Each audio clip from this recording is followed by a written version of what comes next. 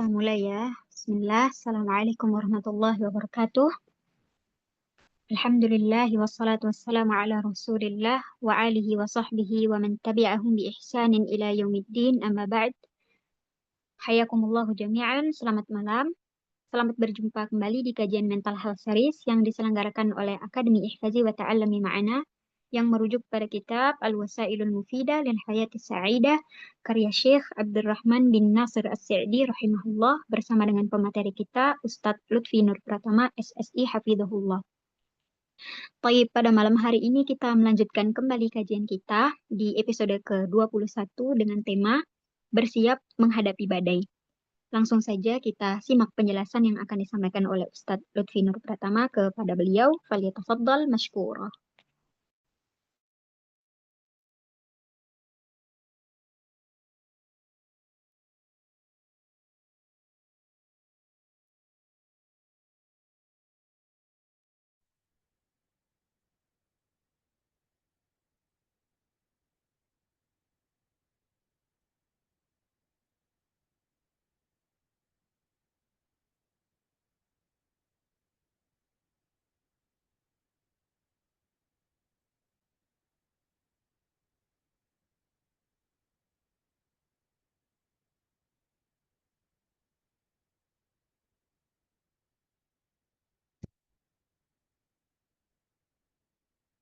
Suara Anda jelas?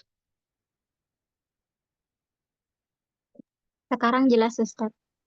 Baik. Bismillahirrahmanirrahim. Assalamualaikum warahmatullahi wabarakatuh. Alhamdulillahirabbil alamin. Wa bihi nasta'in wala umuri dunya waddin. Wassalatu wassalamu ala Rasulil Karim Nabiyina Muhammad wa ala alihi wa ashabihi ajmain. Asyhadu an la ilaha illallah wahdahu la syarikalah wa asyhadu anna Muhammadan abduhu wa rasuluh al-mab'uts rahmatan lil alamin. Wa sallallahu wa sallama tasliman katsiran ila yaumiddin amma ba'du. Ikhwani wa akhwati fiddin, azanallahu wa yakum, kaum muslimin dan muslimah, para pendengar sekalian, dimanapun antum berada. Alhamdulillah, tidak ada kata yang patut kita ucapkan pertama kali selain dari bersyukur kepada Allah Subhanahu wa Ta'ala karena seluruh ketaatan-ketaatan yang telah kita lakukan hingga pada malam hari ini, semua berkat hidayah dan taufik darinya. Sebagaimana salawat dan salam senantiasa kita haturkan kepada Rasulullah Sallallahu Alaihi Wasallam serta keluarga dan para sahabatnya serta orang-orang yang senantiasa istiqomah berada di dalam naungan sunnah beliau hingga akhir zaman nanti. Ikhwani wa akhwati fiddin, kaum muslimin wal muslimah rahimani wa rahimakumullah. Alhamdulillah, kita kembali melanjutkan pelajaran kita di kajian Mental Health Series Al-Wasailul Mufidah lil Haya As-Sa'idah, sarana-sarana indah menuju hidup yang bahagia, karya Syekh Abdurrahman bin Nasir As-Sa'di rahimahullahu ta'ala. Dan seperti biasa, semoga para pendengar semua, kaum muslimin dan muslimah, dimanapun antum-antuna berada, semoga berada dalam kondisi sehat walafiat, dan teman-teman yang menghadapi cobaan hidup, masalah kehimpitan ekonomi ataupun yang lagi sakit, semoga Allah Subhanahu wa taala berikan kesembuhan al-afiyah dan semoga dengan sakitnya tersebut menjadi penggugur dosa-dosanya dan menjadi tambahan pahala kelak untuknya di akhirat nanti. Amin. Allahumma amin. Hadirin sekalian kaum muslimin wal muslimah rahimani wa rahimakumullah. Kita alhamdulillah telah masuk di pertemuan ke-21. Kita membahas kajian yang sangat indah dari penulis sesuai dengan temanya, yaitu bersiap menghadapi badai. Bersiap menghadapi badai. Dan kita akan menjelaskan sesuai dengan pembahasan penulis tentang menghadapi badai yang sebagaimana disebutkan oleh penulis. Silakan diperhatikan di bukunya, di PDF-nya halaman ke-25 ya. Kata penulis rahimahullahu taala, faslun, pasal. Kata beliau, wa min anfa'il asbabi li zawali qalaki wal humumi idza hasala 'ala al-'abdi minan naqabat. Kata beliau, di antara sebab yang paling bermanfaat untuk menghilangkan kesedihan dan kegalauan apabila musibah menimpa seorang hamba, di antara sebab yang bermanfaat atau yang paling bermanfaat untuk menghilangkan musibah dan kegalauan, kesedihan dan kegalauan apabila musibah tersebut menimpa seorang hamba adalah ayyas'a fi takhfifiha bi su'al yantahi ilaihal umur. Sebabnya tersebut adalah bersegera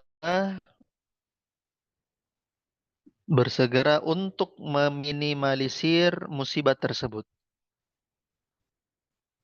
Bersegera untuk meminimalisir musibah tersebut dengan memperhitungkan kemungkinan terburuk yang boleh jadi muncul di puncaknya. Dengan memperhitungkan kemungkinan-kemungkinan terburuk yang boleh jadi muncul di puncaknya atau di endingnya.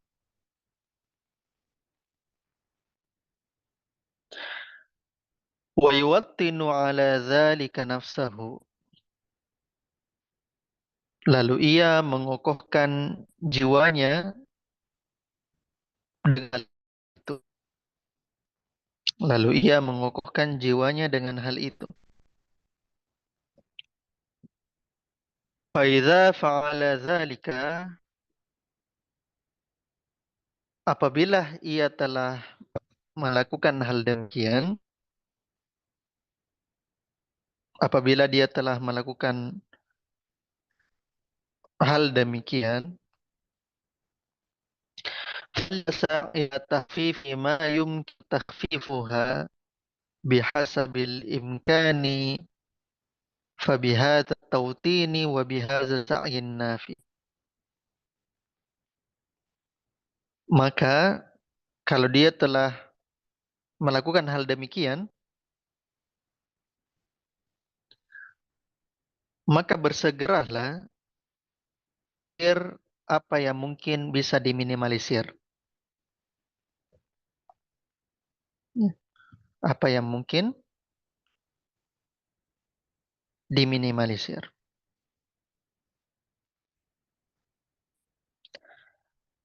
Kemudian kata beliau, فَبِهَذَا التَّوْطِينِ وَبِهَذَا السَّعْيِ النَّافِعِ تَزُولُ هُمُومُهُ وَغُمُومُهُ. Maka dengan menguatkan jiwa dan mencari sebab yang bermanfaat, maka dengan menguatkan jiwa dan mencari sebab yang bermanfaat, kesedihan dan gundah gulana dapat hilang. Kesedihan dan gundah gulana dapat hilang.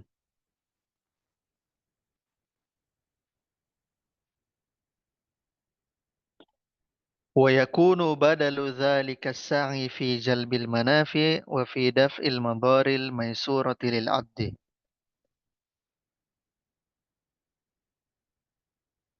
Dan tindakan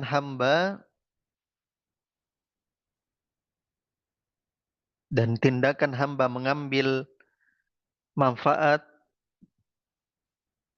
dan menolak mudarat akan dimudahkan untuknya. Dan tindakan hamba mengambil manfaat dan menolak mudarat akan dimudahkan untuknya.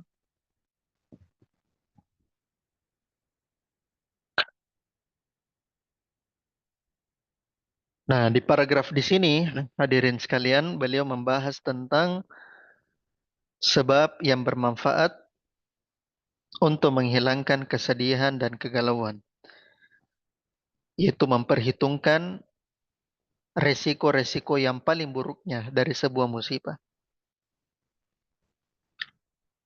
Ya. Dan ketika dia memperhitungkan resikonya, maka dia sudah kokoh dengan hal tersebut. Maka ketika musibah terjadi, dia minimalisir apa yang dia bisa minimalisir. Serta dia menguatkan jiwanya dan dia cari sebab yang bermanfaat. Nah, ini pembahasan penulis tentang masalah memperhatikan resiko yang mungkin dicapai dari sebuah musibah yang melanda. Kemudian di paragraf berikutnya, kata penulis, فَإِذَا حَلَّتْ بِهِ أَسْبَابُ الْخَوْفِ وَأَسْبَابُ الْأَسْقَامِ وَأَسْبَابُ الْفَقْرِ وَالْعَدَمِ لِمَا يُحِبُّهُ مِنَ الْمَحْبُوبَاتِ الْمُتَنَوِّعَةِ. Maka tatkala sebab ketakutan, rasa sakit, kemiskinan, serta kehilangan sesuatu yang ia cintai mulai bermunculan seluruhnya. Nah, maka perhatikan kata penulis ya. Maka tatkala sebab-sebab ketakutan, rasa sakit, kemiskinan, serta kehilangan sesuatu yang ia cintai mulai bermunculan, maka kata beliau, falyatalaqqa dzalika bituma'ninatin wa tautinin lin nafsi 'alaiha. Maka hendaknya ia menghadapinya dengan tenang dan mengokohkan jiwanya. Maka ia menghadapi hal tersebut dengan tenang, lalu dia kokohkan jiwanya.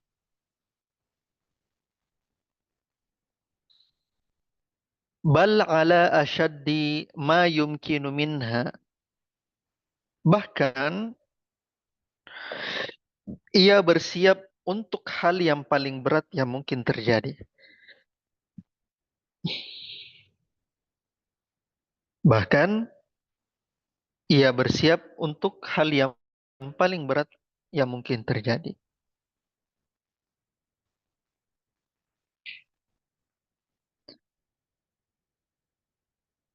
Fa inna tautinan atau fa inna tautinan nafsi ala ihtimalil makari yuhawwinuha wa yazilu shiddatuha atau wa yuzilu shiddataha.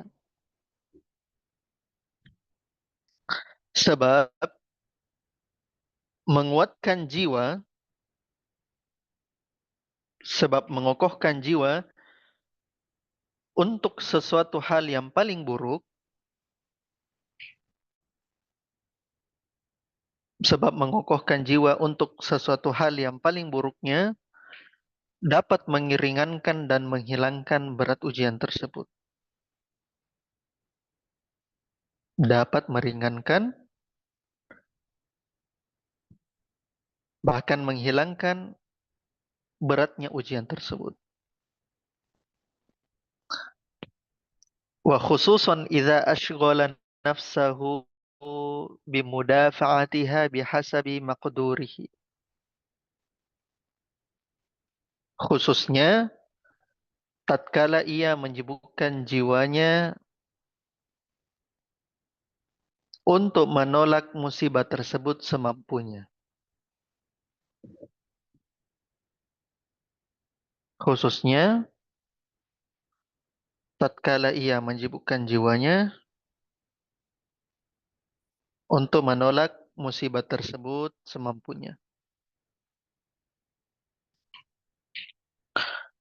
Maka di paragraf kedua ini, hadirin sekalian, pembahasan penulis tentang masalah ketika seseorang memiliki kemampuan untuk mengkalkulasi musibah dan resiko terburuk dari sebuah musibah tersebut,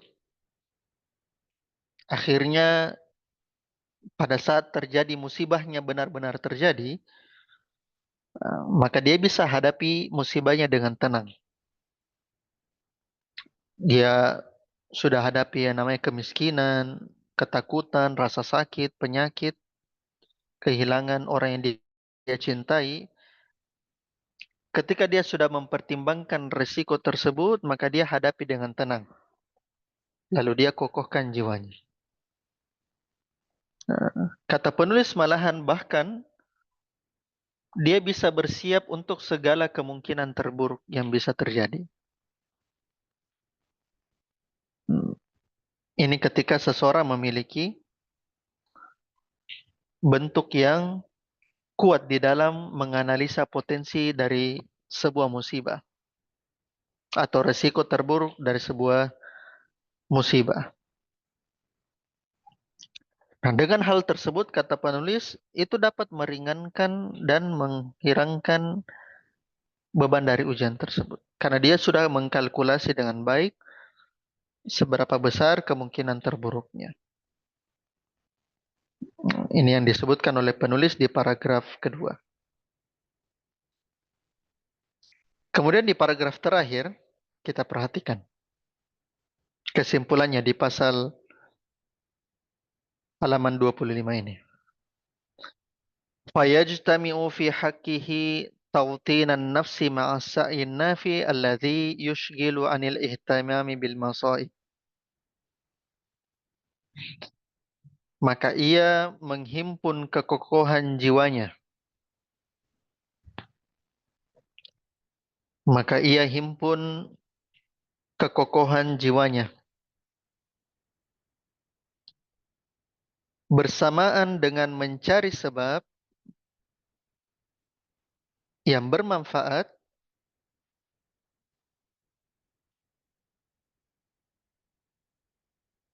yang bisa memalingkan dirinya memikirkan musibah tersebut. Nah, maka dia mengokohkan jiwanya bersamaan dengan dia cari sebab yang bermanfaat yang bisa menyibukkan dari memikirkan musibah tersebut.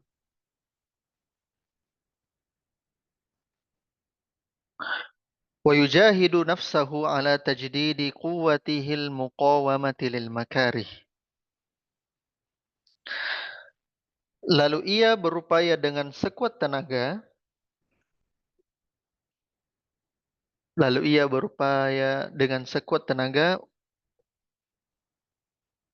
memperbaharui kekuatannya melawan musibah. Dia berupaya untuk memperbarui kekuatannya melawan musibah. Ma'timadihi fi dzalika 'ala Allah. Bersamaan dengan menyandarkan sepenuhnya kepada Allah. Wa husni thiqati bihi. Dan teguh kepadanya. dan teguh kepadanya. Anna lihadzal umuri faidataha al-uzma fi husulis sururi wa insyirahis suduri. Dan tidak diragukan lagi bahwasanya di dalam perkara itu terdapat manfaat yang sangat besar di dalam menghasilkan kebahagiaan dan lapangnya dada. Dan tidak diragukan lagi bahwasanya di dalam perkara tersebut terdapat manfaat yang sangat besar di dalam menghasilkan kebahagiaan dan lapangnya dada. Ma'a ma yu'ammiluhul abdu minas thawabil ajili wal ajal. Bersamaan dengan hamba itu berharap akan balasan di dunia dan di akhirat. Bersamaan dengan seorang hamba mengharapkan balasan di dunia dan di akhirat. Wa hadza musyahadun mujarrabun. Dan hal ini dapat disaksikan dan diuji. Wa waqa'i wa waqa'i'uhu mimman jarabahu katsiratun jiddan. Serta realitanya dan faktanya banyak sekali dari orang yang pernah mencobanya. Hal ini dapat disaksikan, kata penulis, dan dapat diuji. Bersamaan dengan itu, realitanya dan fakta lapangannya itu banyak sekali dari orang yang pernah mencobanya. Maka itulah hadirin sekalian tentang pembahasan penulis di pasal ke berikutnya tentang sebab yang terbesar untuk menghilangkan kesedihan dan kegalauan ketika musibah melanda adalah dengan memperhitungkan kemungkinan-kemungkinan buruk yang bisa terjadi. Dia kokohkan jiwanya terhadap kemungkinan tersebut. Sehingga ketika musibahnya benar-benar datang, maka dia menghadapinya dengan tenang, dia menghadapinya dengan kokoh. Bersamaan dengan itu dia bisa cari sebab yang bisa memalingkan dirinya menghilangkan musibah. Kemudian dia berusaha sekuat tenaga untuk memperbaharui kekuatannya melawan musibah tersebut. Lalu dia sandarkan masalahnya kepada Allah Ta'ala. Oleh karenanya hadirin sekalian, inilah pembahasan kita pada malam hari ini tentang bersiap menghadapi badai. Bersiap menghadapi bencana. Bersiap menghadapi musibah.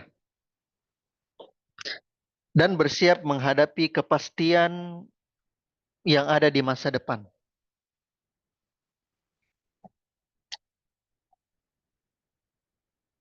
Nah, inilah yang kita akan membahas pada malam hari ini. Dan hadirin sekalian, persiapan seseorang di dalam mempersiapkan musibah, di dalam mempersiapkan badai, itu dikaji secara ilmu psikologis. yang disebut dengan nama kesiapsiagaan psikologis. Saya tulis ya.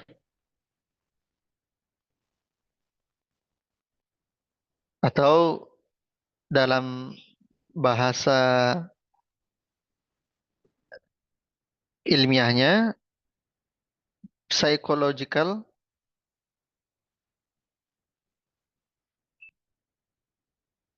preparedness. Kesiapsiagaan psikologis.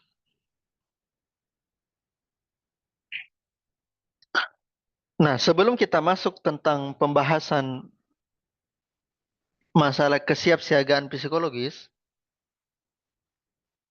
ya, harus kita kembali dulu ke awal materi kita tentang Al-Wasailul Mufidah ini, mental health series ini. Bahwasanya hadirin sekalian, di awal pembahasan kita mental health series, kita sudah menjelaskan bahwasanya latar belakang yang membuat penulis Syekh As-Sa'di menulis sebuah risalah Al-Wasailul Mufidah ini adalah beliau membaca buku Dale Carnegie, ya. Dale Carnegie. Bukunya itu judulnya How to Stop Worrying and Start Living. Ya, How to Stop Worrying and Start Living. Atau antum coba cari bukunya di Gramedia. Kalau saya tidak salah masih ada bukunya. Ya, bagaimana menghilangkan kecemasan dan memulai hidup.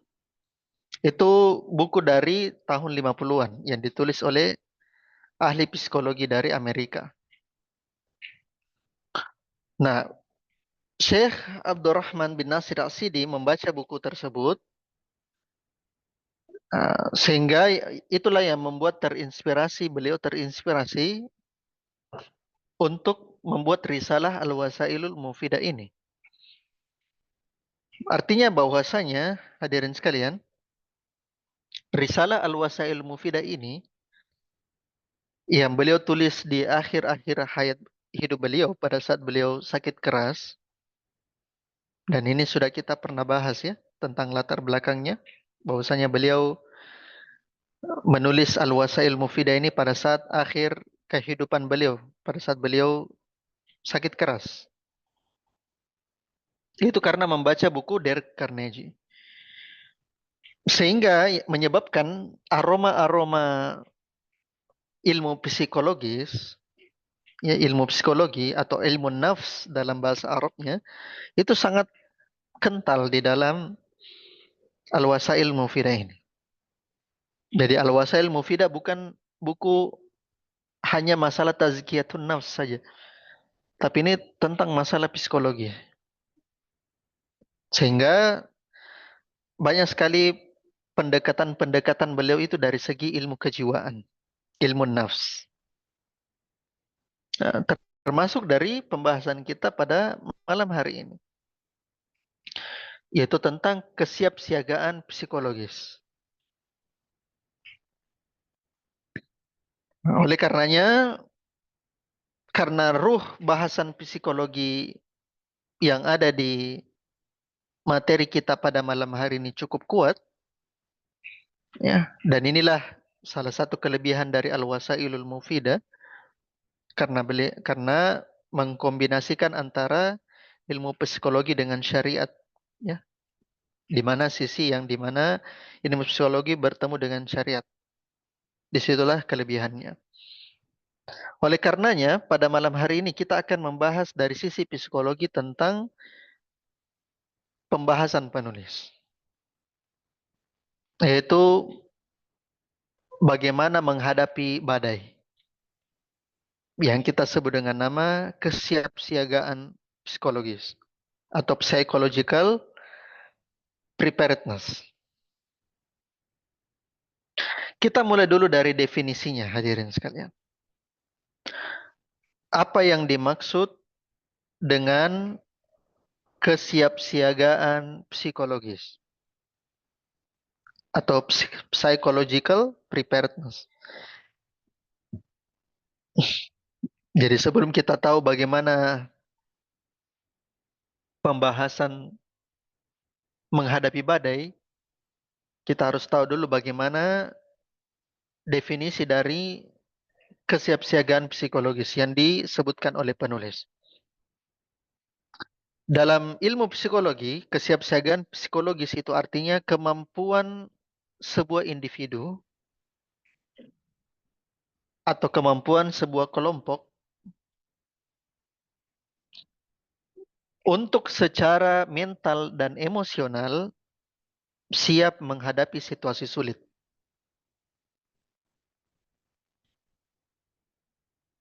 Jadi itu yang dimaksud dengan nama kesiapsiagaan psikologis, yaitu kemampuan sebuah individu atau kelompok untuk secara mental dan psikologis atau emosional dapat menghadapi situasi sulit. Misalnya kalau dalam individu misalnya kemampuannya untuk manajemen dirinya ketika terjadi PHK, ya, pemutusan hubungan kerja. Atau secara komunitas, secara kelompok masyarakat, orang masyarakat ini siap untuk menghadapi situasi bencana, situasi darurat. Itulah yang disebut dengan nama psychological preparedness.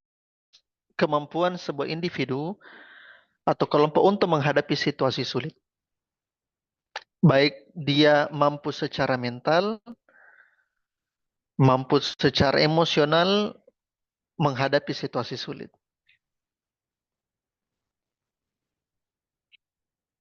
Sehingga apa? Efeknya nanti, hadirin sekalian, ketika seseorang atau ketika sebuah kelompok masyarakat, komunitas, memiliki kesiapsiagaan dalam situasi sulit, maka efeknya dia bisa mengurangi dampak psikologis yang bisa jadi muncul dari sebuah bencana atau musibah. Ketika seseorang memiliki kemampuan ini, maka ketika musibah tersebut melanda, psikologinya kuat, mentalnya kuat, dan hatinya juga kuat. Sehingga dia bisa mengurangi dampak dari musibah-musibah tersebut. Dan yang paling besar adalah dampak psikologis. Ya. Karena kenapa hadirin sekalian? Karena ketika seseorang terkena musibah, maka yang paling pertama kali yang dihantam itu adalah masalah hati, masalah mental, masalah jiwa. Uh, Kehilangan harta, ya kehilangan harta mungkin terjadi pada saat hari itu saja. Tapi efek dari mentalnya, efek dari hatinya itu bisa berhari-hari, berminggu-minggu, bahkan berbulan-bulan.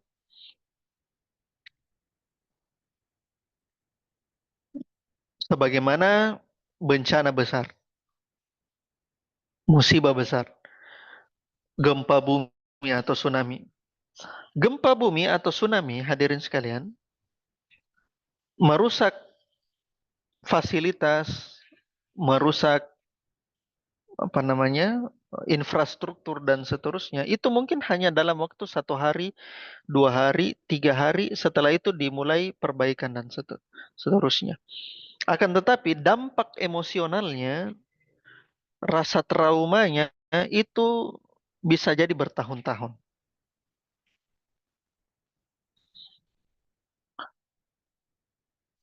Dan ini yang boleh jadi kita kurang di dalam memilikinya. Kesiapsiagaan psikologis. Sehingga ketika musibah tersebut melanda, maka emosional kita itu bisa kuat dan bisa hebat mengalami situasi-situasi sulit. Tidak ada jangka berkepanjangan dari musibah tersebut yang bisa menghampiri hidup. Nah, maka inilah yang kita pelajari pada malam hari ini. Berdasarkan pembahasan penulis ya, mempersiapkan hal yang paling buruk yang kemungkinan terjadi. Dan itu dibahas di dalam psikologi yang disebut dengan nama psychological preparedness. Sekarang pembahasan kita berikutnya adalah bagaimana tahapan di dalam mempersiapkan psikologis tersebut. Ini pembahasan kita. Tahapan di dalam kesiapsiagaan psikologis.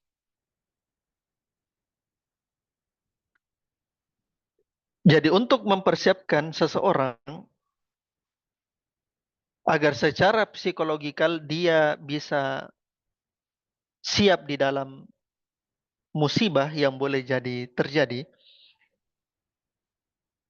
dan boleh jadi mengenainya, maka ada 5 tahapan yang harus seseorang lalui dan harus seseorang pelajari agar dia mencapai tahapan siap secara mental dan psikologis menghadapi musibah. Tahapan yang pertama adalah teman-teman sekalian knowledge, yaitu pengetahuan. Pengetahuan.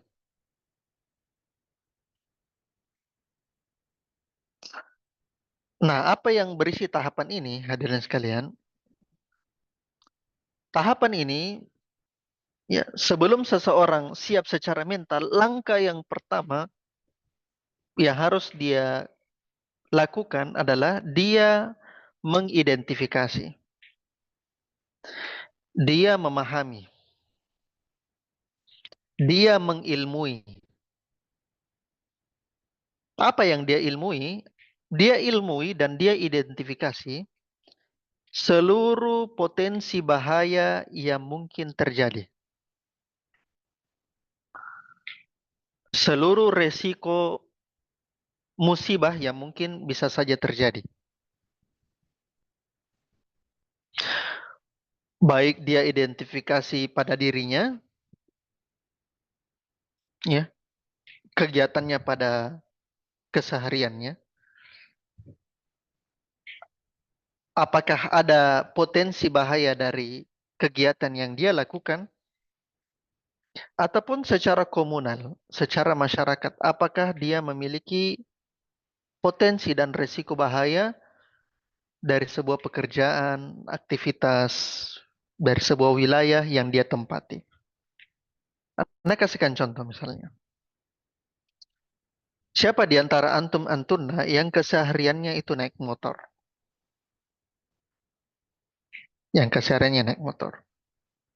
Nah, sekarang, al-akh semua, coba tulis apa atau identifikasi, kita sama-sama kerja ya pada malam hari ini.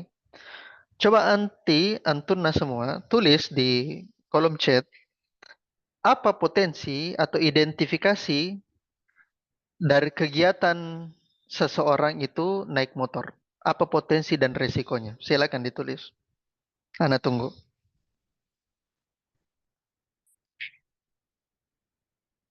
Jabarkan semua potensi, bahaya, resiko yang bisa terjadi dari seseorang naik motor misalnya. Ya, Ana bisa dibantu sama admin ya. Silakan dituliskan di chat. Resiko ditabrak menabrak. Yang lain, silakan yang lain. Yang lain, ya ada siapa? Juwita. Yang lain, silakan ditulis.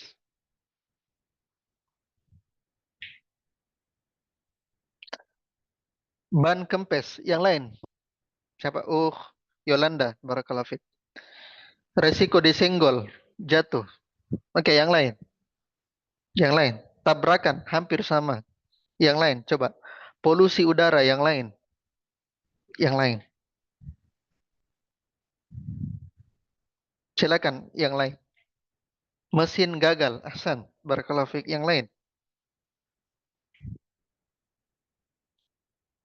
Silakan. Yang lain. Anda butuh 3 lagi. Coba. 3. 3. Resiko bensin habis. Yang lain. 2 lagi. Kehujanan. Ahsan. Lain. Ban bocor. Ahsan. Barakallahu fiik. Artinya hadirin sekalian, setiap aktivitas yang kita kerjakan selalu memiliki potensi resiko untuk musibah. Masuk angin, sakit mata. Ahsan.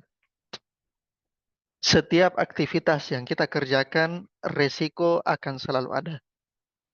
Musibah akan selalu ada. Dan inilah yang kadang-kadang, langkah pertama inilah yang kadang-kadang warga Indonesia, masyarakat Indonesia, kita, itu yang kadang-kadang tidak memahami, tidak mengidentifikasi, tidak menilai bahaya. Itulah yang menyebabkan seseorang nekat buang sampah sembarangan, nekat untuk mengambil bahu jalan, nekat untuk melanggar aturan yang kelihatannya remeh, tapi memiliki potensi bahaya yang besar. Nekat rumahnya berada di pinggir kali dan seterusnya. Akhirnya apa? Akhirnya pada saat terjadi kejadian tersebut, apa akhirnya? Stres, menangis, dan seterusnya. Inilah yang tidak disadari oleh kita. Adalah mengidentifikasi apa-apa saja yang boleh jadi kita memiliki resiko musibah di dalamnya. Dan ini yang PR yang besar kita. Bagaimana seseorang siap menghadapi badai kalau resiko dari setiap kegiatannya dia tidak bisa ukur. Apa resiko dari pekerjaan yang dia lakukan? Dampak dan bahayanya. Itu resiko secara individual. Belum lagi kalau kita resiko secara komunal, secara masyarakat. Anak kasihkan contoh misalnya. Silakan ditulis. Akhwat, ikhwan, akhwat.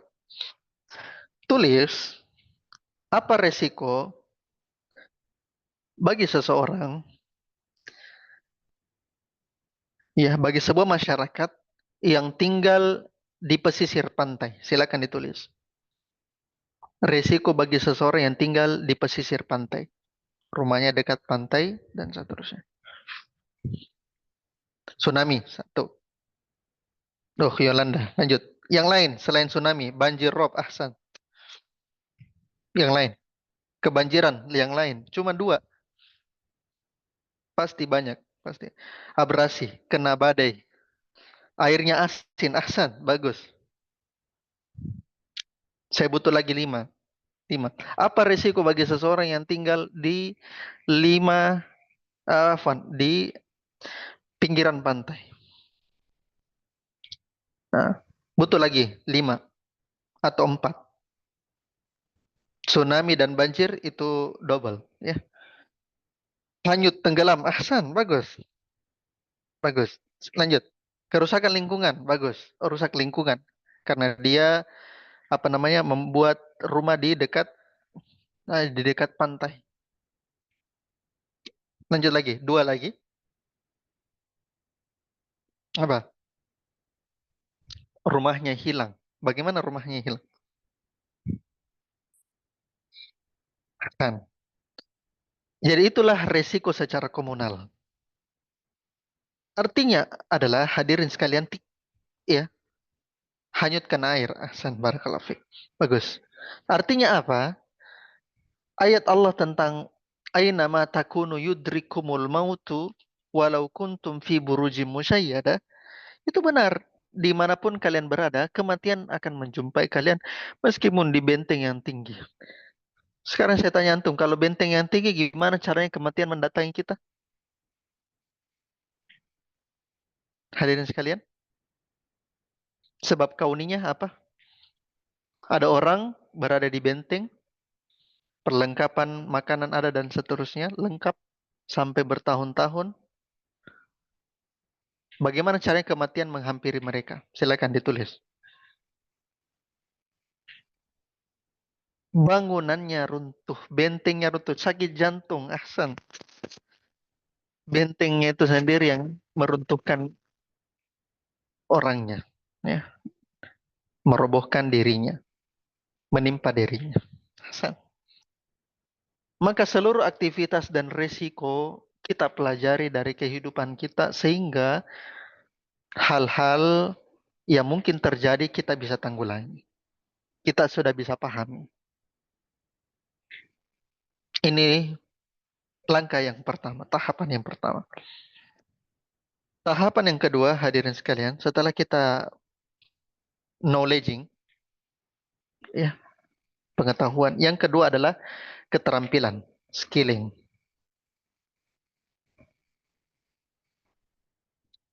Skilling. Apa itu skilling? Keterampilan, yaitu kemampuan seseorang mengatasi stresor.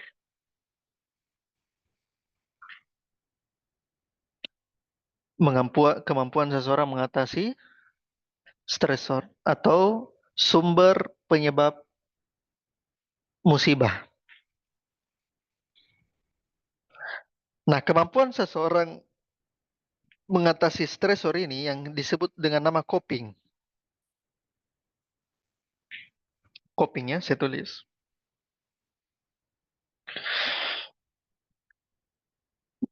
Coping. Dan coping itu banyak, ya. Dan itu masing-masing setiap orang berbeda-beda. Sebagaimana yang disebutkan penulis di awal wal wasail mufidah. Ada yang sifatnya dinia, ada yang sifatnya duniawiyah, dan ada sifatnya tabi'iyah. Apa yang membuat seseorang ringan ketika musibahnya, apa namanya, musibahnya atau stresnya itu datang, sumber masalahnya itu datang.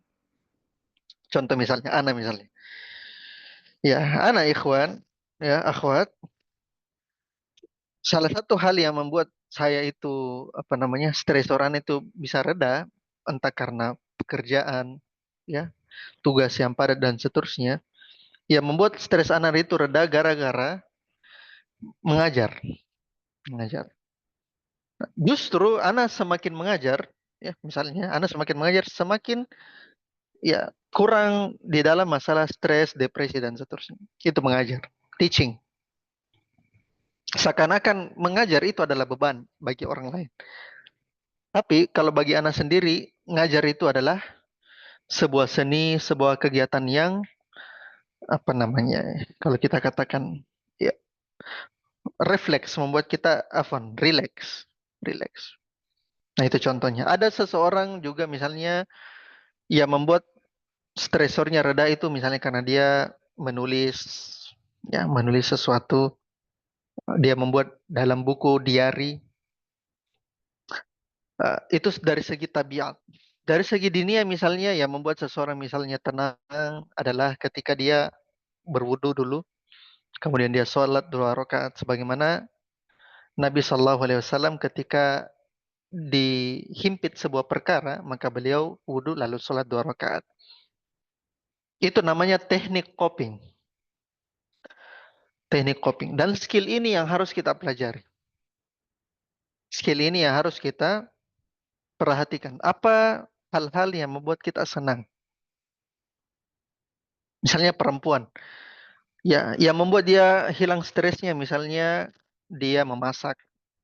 Semakin dia potong-potong bahan makanan, semakin semakin hilang stresnya. Ada seperti begitu perempuan. Atau dia, apa namanya, menata-nata tempat, apa namanya, rak-rak buku atau pot-pot tanaman-tanaman. Nah, itu. Kalau Ibu Ana begitu, Ibu Ana, Umi Ana itu begitu. Nah, Ibu Ani itu salah satu stresornya adalah dia tata-tata pot-pot tanaman, kemudian dia siram dan seterusnya. Itu bagian dari teknik coping. Ada belasan bahkan puluhan teknik coping, ikhwan wa akhwat, yang mungkin bisa kita, ya mungkin Ana akan share, ya, tapi dalam bahasa Inggris, yang bisa kita gunakan untuk mengendalikan apa namanya kebiasaan kita di dalam mengolah stres. Untuk membuat stres seseorang mereda, nah, ini kita bicara di luar dari segi dunia. Ini deh kita bicara dari segi tabiat atau segi duniawi ya. Maka itu yang pertama tentang masalah kemampuan untuk mengatasi stresor. Kemudian keterampilan yang seseorang mungkin butuh adalah mindfulness. Mindfulness atau kesadaran diri. Kesadaran diri. Artinya apa? Artinya ketika seseorang memiliki mindfulness, kesadaran diri. Dalam artian dia itu siapa, dia itu dari mana, dia itu diciptakan oleh siapa, dia itu harus ngapain di dunia, dan dia itu mau kemana setelah mati. Itulah kemampuan mindfulness, kesadaran diri utuh. Dan itu kita bahas di pembahasan kita di awal-awal tentang beriman kepada Allah.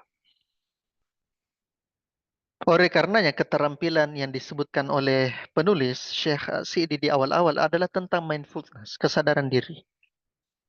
Anda itu siapa? Anda itu diciptakan oleh siapa? Anda itu di dunia mau ngapain?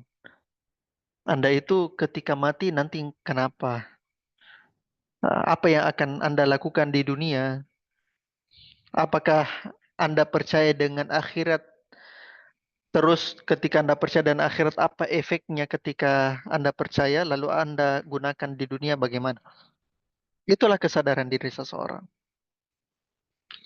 Nah, teknik ini, keterampilan ini, karakter yang dimiliki orang untuk sadar diri sepenuhnya tentang jati dirinya, itulah yang membuat seseorang akan baik di dalam manajemen musibahnya. Makanya jangan kaget ketika orang Jepang dan orang Korea Selatan itu bunuh diri karena ya dia anggap bahwasanya ketika bunuh diri masalah selesai. Masalah selesai. Maka mindfulness orang Muslim itu sangat luar biasa. Karena dia paham dia itu siapa di dunia. Dan ini sudah kita bahas secara detail di pembahasan-pembahasan kita di awal ya tentang beriman dan bertakwa. Orang yang beriman adalah orang yang paling bahagia. Maka itu dua keterampilan yang harus kita miliki hadirin sekalian. Keterampilan yang pertama tadi apa? Keterampilan yang pertama, Knowledge. Pengetahuan. iya, bukan tahapan, tapi skilling. Ada dua skill tadi. Yang pertama mengatasi stresor atau kita sebut dengan nama apa?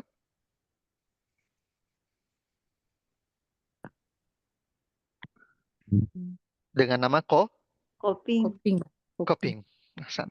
Yang kedua, keterampilan yang kedua adalah Kesadaran diri. kesadaran diri, mindfulness. Ahsan. Ini adalah tahapan kedua dari skill, keterampilan. Kemudian kita masuk di tahapan ketiga, yaitu sikap, attitude. Attitude. Setelah seseorang melakukan knowledge, setelah seseorang memiliki skill berupa coping dan mindfulness, maka yang ketiga dia masuk ke tahapan attitude, sikap. Maka sikap yang harus dia bangun, hadirin sekalian, ada dua. Ada namanya positivisme, ada namanya positivisme, dan ada namanya optimisme.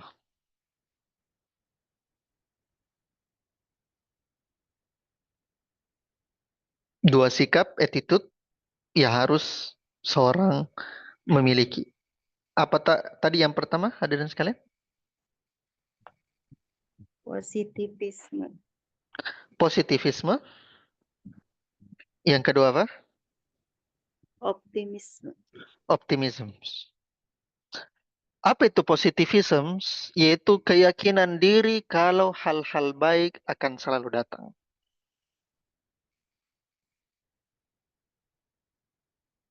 Dia yakinkan dirinya bahwasanya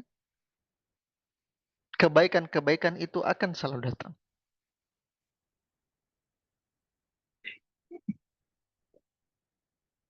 Jangan belum terjadi masalah, sudah berpikir lain-lain. Jadi seorang muslim itu positivism. Wah, yang datang itu yang baik-baik, yang positif-positif. Meskipun dia sudah mengetahui resiko dari yang dia kerja. Tapi dia yakin bahwasanya hal-hal baik akan datang. Dan ini kepercayaan para nabi dan rasul. Kata Nabi SAW, kalau jangan kalian berharap bertemu musuh. Akan tetapi ketika kalian bertemu musuh, maka kuatkan kaki kalian. Jangan selalu cari hal yang, oh pasti ini, apa namanya, perang dunia ketiga ini. Gara-gara Iran dengan Israel. Tidak, anak-anak. Meskipun kita tahu bahwasanya resikonya ada. Resikonya ada, kita tahu. Tapi sikap kita, ya kepercayaan kita, ya kepada Allah, bahwasanya yang baik-baik insya Allah akan datang. Positivism. Itu yang pertama. Yang kedua adalah optimism. Optimism atau optimisme adalah dia yakin dan sadar bahwasanya seandainya hal buruk datang, andaikan pun hal buruk datang, maka jalan keluar akan terbuka. Seandainya hal buruk itu datang, maka akan ada solusi dari permasalahannya. Akan ada cara untuk escape dari masalah tersebut. Sebagaimana surah Al-Insyirah. Alam nashrah laka sadrak wa wada'na anka wizrak. Lanjut, teman-teman. Alladzi Angkada dhahrak anqadha dhahrak. Lanjut. wa Wa rafa'na dhikrak laka dzikrak fa inna fa inna ma'al usri yusra inna ma'al. inna ma'al usri yusra. Dua kali diulang. Sesungguhnya setelah kesulitan Ada akan kemudahan. ada banyak kemudahan. Nah, ini belum kita bahas dari segi tafsirannya tentang, ya, tafsiran tentang usri yusran. Al-usri ba'da yusran. Ba'dahu yusran. Ini kalau kita mau bahas lagi akan lebih panjang. Bahwasanya dua sikap ini yang harus dibangun. Positivism, akan ada hal-hal baik akan selalu datang. Dan optimism. Kalau misalnya hal buruk datang, insya Allah jalan keluarnya akan ada. Sebagaimana Nabi SAW bersama dengan Abu Bakar ketika diburu oleh kafir Quraisy menuju ke Makkah, ya, pada waktu masa hijrah dulu, ya, di surat Taubah, ya, idz yaqulu li sahibihi la tahzan, apa lanjutannya, la tahzan Innallaha ma'an. innallaha Ma'ana. ma'ana. Jangan takut, jangan sedih, Allah sama kita. Gitu. Ada masalah, Nabi SAW optimis.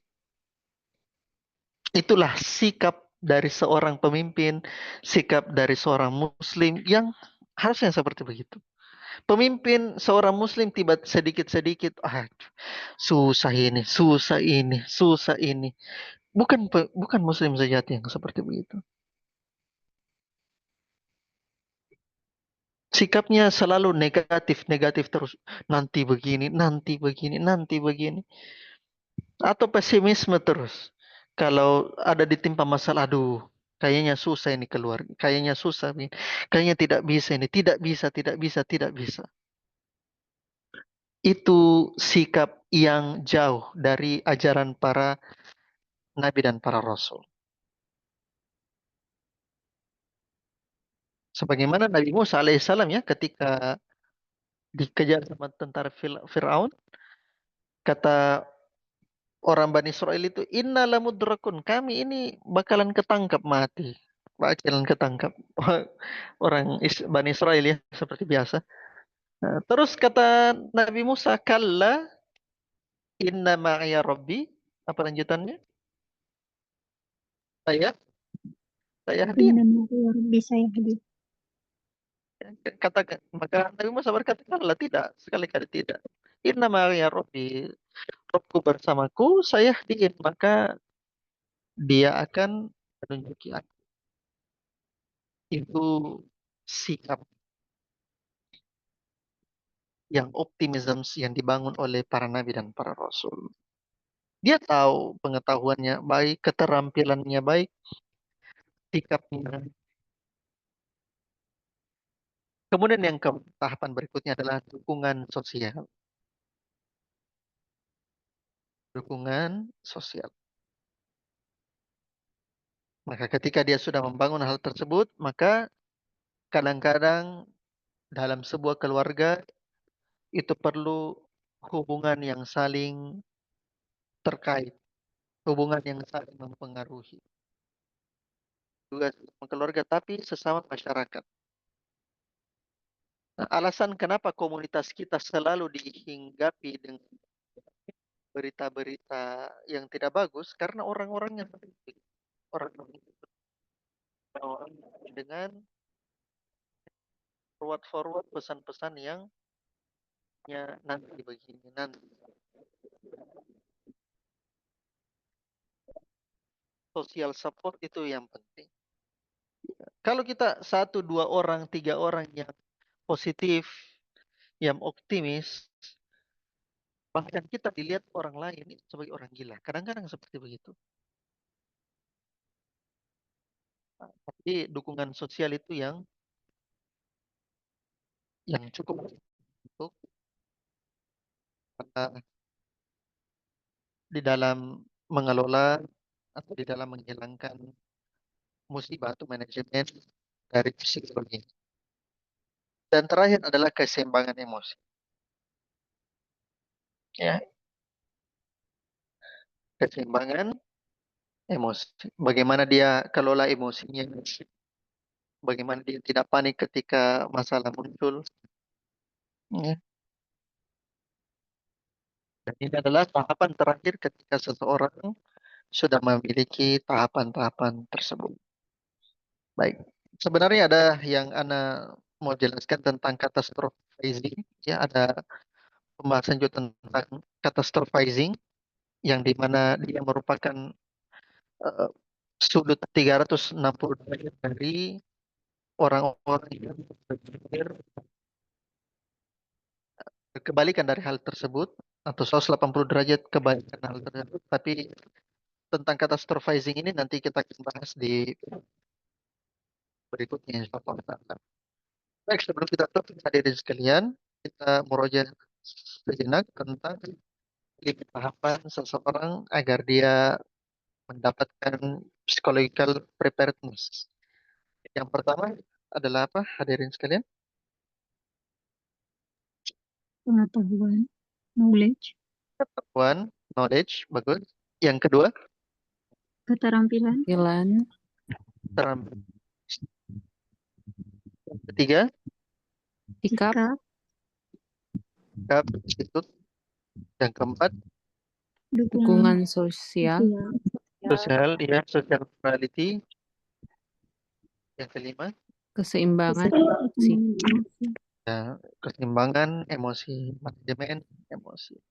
5 tahapan ini yang membuat seseorang bisa menghadapi masalah-masalah atau bisa dia menghadapi musibah terburuk, ya, menghadapi hal-hal yang terburuk yang disebutkan oleh Syekh, sehingga ketika musibahnya menimpa itu membuatnya tenang. Itu membuatnya tenang. Kemudian kata Syekh dia bisa mencari hal-hal yang bermanfaat yang bisa menghiburnya dan musibah tersebut.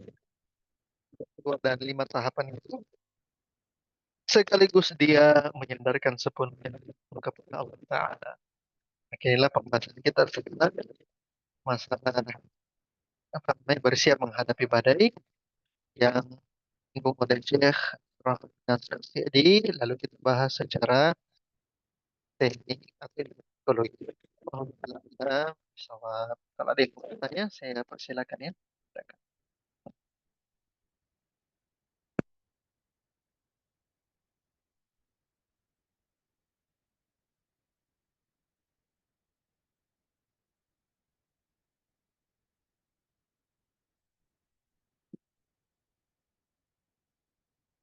Silakan teman-teman yang mau bertanya, langsung dibuka aja mic-nya.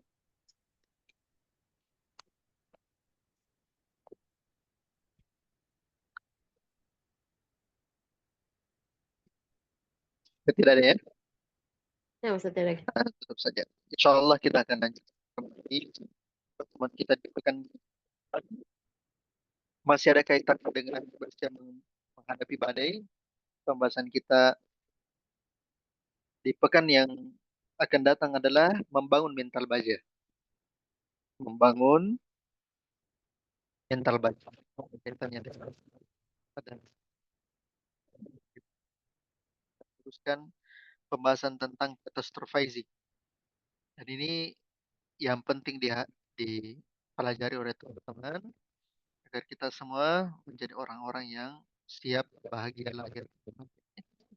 Saya kira itu saja pembahasan kita pada malam hari ini. Insya Allah kita akan lanjutkan pembahasan kita di pekan depan. Bismillah ta'ala. Naktafi bihadzal qadar wa Allah. Nasallahu ta'ala yanfa'ana mimma 'allamana innahu waliyyu dzalika wal qadiru 'alaih. Bidin yang Bapak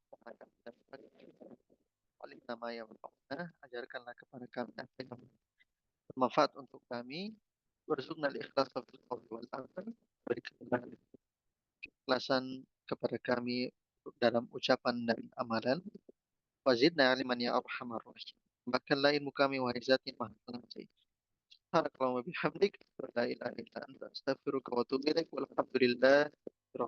Assalamualaikum warahmatullahi wabarakatuh. Waalaikumsalam warahmatullahi wabarakatuh. Syukran lakum ya Ustadz. Barakallahu fikum wa jazakumullahu khairan. Alhamdulillah berakhir sudah kajian kita pada malam hari ini. Semoga penjelasan yang sudah disampaikan dapat dengan mudah kita pahami. Kemudian tahapan-tahapannya dapat kita amalkan ketika musibah melanda. Demikian kajian kita pada malam hari ini. Terima kasih atas perhatian ikhwah semua. Jazakumullahu khairan wa